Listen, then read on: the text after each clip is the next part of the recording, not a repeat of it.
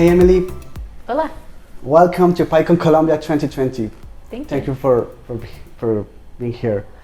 Is this your first time in South America? It is my first time in South America. And in Latin America? Yeah? Also? Yeah. How is that? How did you feel here? It's been a really interesting experience for me. I think that it's someplace that I have always wanted to visit and just have never had the opportunity to. I think it's also interesting because I've traveled to a few other European countries, and I always feel sort of like an outsider. I got off the train the first time in Paris and I was like, I don't understand what anybody is saying. I don't know what's going on. I just felt very small. But coming here, I think that it in a way feels a lot like home. I grew up in Florida where there are a lot of Spanish-speaking communities, and my husband's Cuban, so whenever I go to visit him, it's always people speaking in Spanish, so I've picked up little bits and pieces of it. So in a way, being here feels a lot like home. Oh, nice. Did you have any contact, startups or companies created on Latam? I haven't so far, but I think that one of the things that's been really inspiring specifically about being here is just the energy and enthusiasm and sort of conscious effort of growing the tech communities here, and sort of across the board, whether it is in tech or just kind of rebuilding the city and re-energizing it, sort of sharing those experiences throughout. Okay. Have you heard about PyCon Colombia? I hadn't heard of PyCon Colombia before. The only one that I had heard of was PyLatam, but I think that there are a few others, right? Bringing people from the United States, from Europe, from other areas of the country here, I think is really important.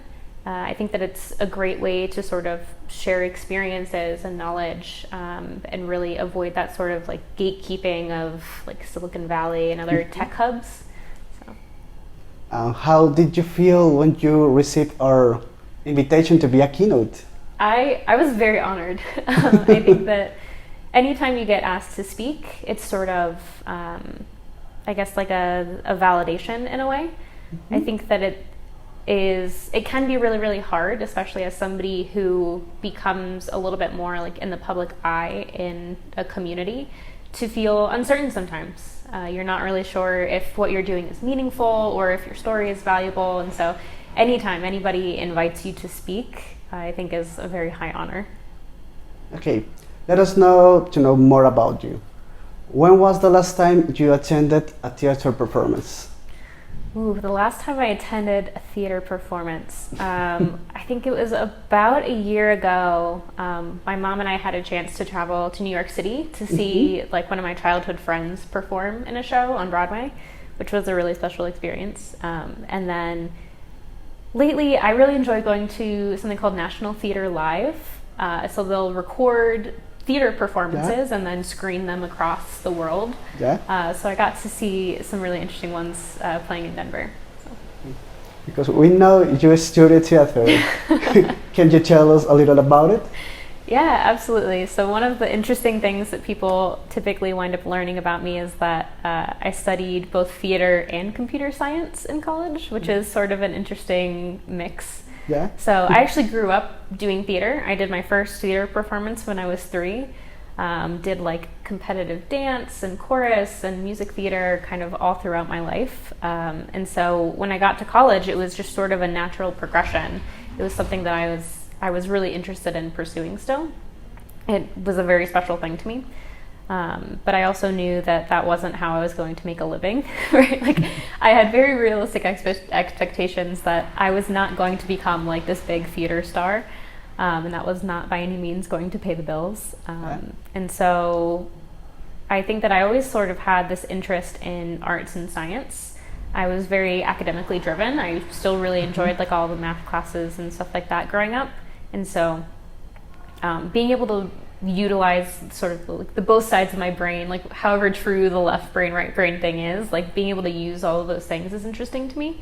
And so one of the things that's kind of culminated in is how in today's world with all the technology that we have, that we can actually find a blending of arts and science. I don't think that they're two distinct groups. I think that it's really interesting when you bring those two things together. it helps your creativity Yeah. and that kind of things. So what is Cuttlesoft? Yes, so Cuttlesoft is a company that I co-founded with my husband. We started it in 2014, and we are a digital product development company, so focusing on sort of full product life cycle, really taking somebody's idea from like that sort of napkin sketch, really fleshing it out, figuring out, you know, the business rules, what's going to make it successful, how it should be built, and then building it out. And why did you choose to create your own company? So this is a great question because I think it's one that, looking back in hindsight, I have a very different answer than what it was at the time. So at the time, I'd started my master's in computer science and had kind of found my way into this like business incubator / co-working space. It was the very first one that we had in Tallahassee, and we just sort of had this serendipitous like combination of the right people and the right projects. And so we got our first client sort of like out of the blue, and we were like, oh, people will pay us to do this, right?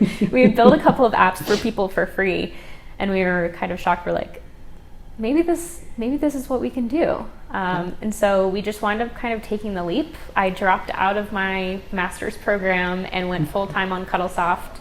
And the rest was just sort of history. Like, we had a very great community there that supported us, that helped us figure out, you know, the business side of things that we didn't necessarily know, and just kind of rode that wave as it came.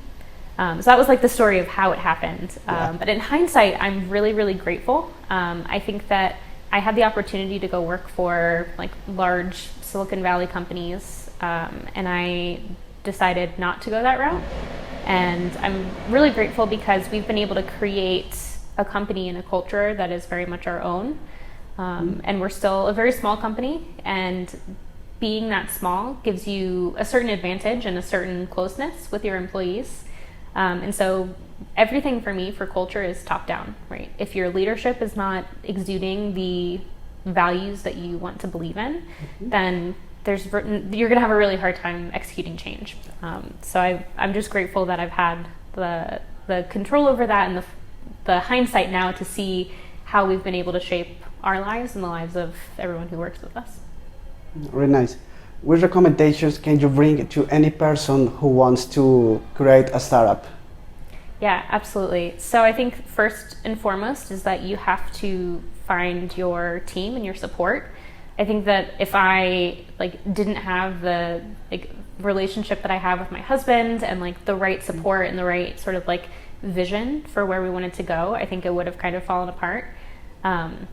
So you really need that support system for people who are there to bring forth your idea.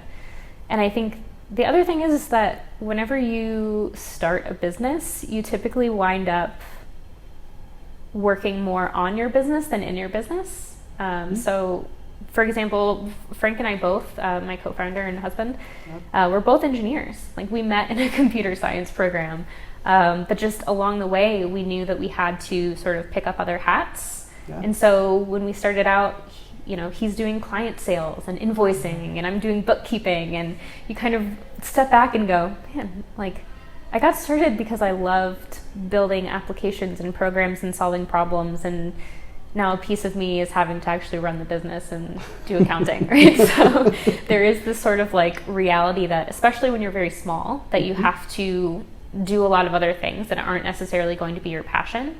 And then once you get to a certain size, you can then hopefully hire other people to do that so you can get back to your roots. But yeah. Okay, thank you. Woman in tech is currently a boom around the world. What do you think about it?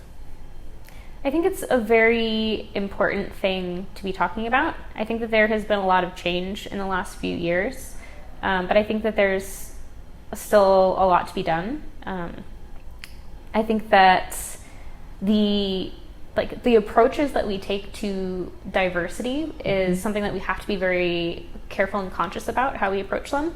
I think that it's very easy to sort of initiate like diversity and inclusion programs that might have like best interests at heart, but don't necessarily go about them in the right way.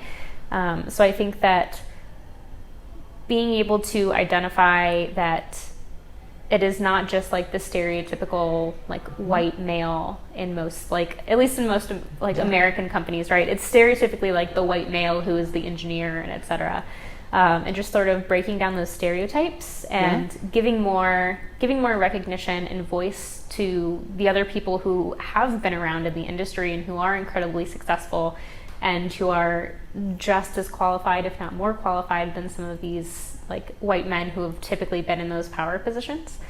Just to give them the voice and kind of step back and say, this is your space and we want to amplify you. And in turn, that also then gives sort of role models to younger girls who are growing up. Okay, and how do you think we can improve the motivation for the girls to get inside this world? Absolutely. So I think that a lot of it is representation. So there are a lot of like psychological studies about when you see somebody who looks like you in a certain whether it's like a job position, and even from like a job position to like just the act of like having a doll that looks like you as a child, changes the way that you think about yourself in the world. And so being able to provide that to young girls, I think, is kind of the first step. And then opening up programs for teaching people at younger ages, really sort of focusing on those different, I can't think of the word, but like just focusing on those different like areas and demographics. And skills based on that characteristics, maybe. Yeah, and I think the other thing too is realizing that tech isn't all about like the stereotypes and the super nerdy people just trying to solve problems. Like there are so many other ways that you can be feminine and be in tech, which I think is really important. I think that a lot of people who are, at least historically, who tried to break into the industry felt like they had to sort of like mask who they were as a person to say like, oh, well, I'm walking into a room with all of these men and therefore I need to act more like them or I need to dress more like them. So I absolutely love it when I see like a really badass female computer science like walk in the room with like the pink laptop and like the pink jacket and like power suit and just like come in there and like completely blow everyone out of the water and just like break down that stereotype. Nice. Final question. How is your experience here in PyCon Colombia and in Colombia? Yeah, so I think I kind of jumped ahead and touched on this a little bit earlier, but I think it's been absolutely wonderful.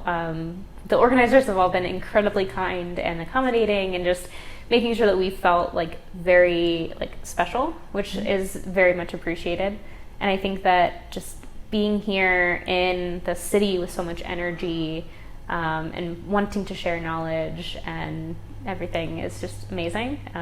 That and Medellin is beautiful. So Are enjoying the event. Yes, absolutely. Okay, thank you so much.